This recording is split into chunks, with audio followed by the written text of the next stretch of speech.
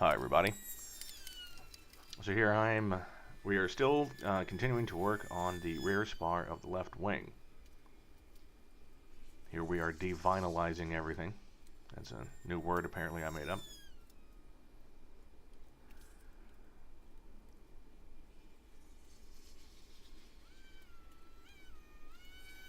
So once you get all of that off, first thing that Vans has you do is you clamp on the doublers to the rear spar. Now the doublers have no pre-drilled holes, and here actually what you're watching is me screwing up. See how I'm sitting there and I'm clecoing everything in, drilling, and it looks all pretty. Well, here's the thing. So the rear spar isn't like a normal spar. Normal spar have both flanges usually bent in the same direction. This doesn't have that. So what you just saw was me placing the doubler on the wrong side of the spar. So what happens is the flanges are bent in opposite directions so that you can, if you turn the spar over, it looks the same on both sides. The only way that you can really tell which side is up is because of there's a hole in the spar where the aileron actuation push rod will come through. That one's on the top side of the spar. So you look at that, you can tell which side it is. Well, I had it turned upside down, and I clamped the doubler on that side. And here's the thing, is that when you clamp the doublers on, the flange on them matches the flange to the spar exactly. Like it seats up next to it, right? It spoons in with the regular spar. When I clamped mine in, it wasn't, and I thought that was odd. I wonder why these things aren't quite fitting correctly. That's because I had them in the wrong side, because sometimes I can be a dumbass. Anyway, so I switched them around. Thankfully, I had a spare.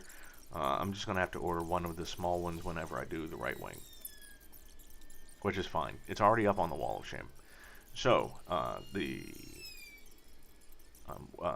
so that's another one of the brackets you see me working with here. What I'm doing here is, so I've gone ahead and I've match drilled all the holes for the doublers. That's number 30s through the main spar and number 40s across the flange. And so now, what you also do is you trace the opening of the aileron access hole, we'll just call it that, and you trace it onto the doubler, and then you go and you open it up. So what I'm using here is I made a couple of pilot holes with with my step drill bits, and so now I'm just finishing it off using a Dremel and then deburring the edges.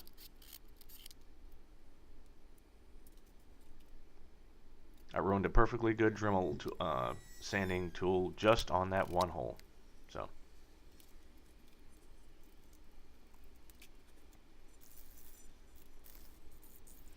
So here I'm working on deburring the doubler.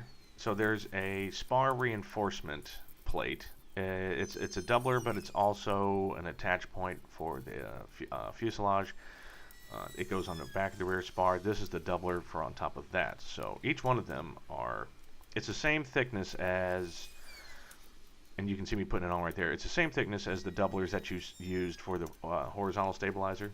You know, they're just big giant forks of 1/8 inch aluminum, which means when they've been stamped, they're bent. So you have to go and debend them all, you know, do the twang method inside of the being held by a vise.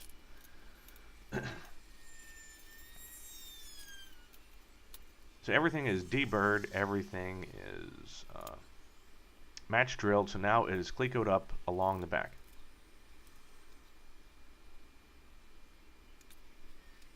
One thing to note, note to self especially, is please try to remember to keep the spar level.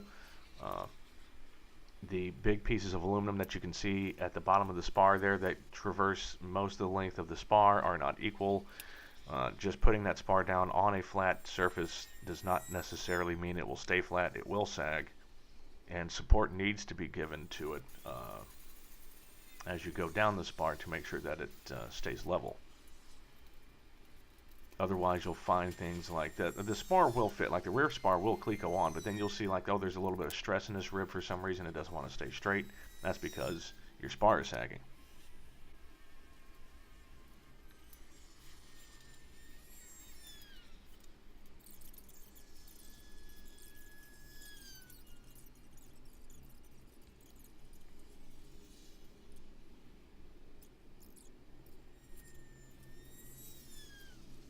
So here I'm doing a little bit of match drilling.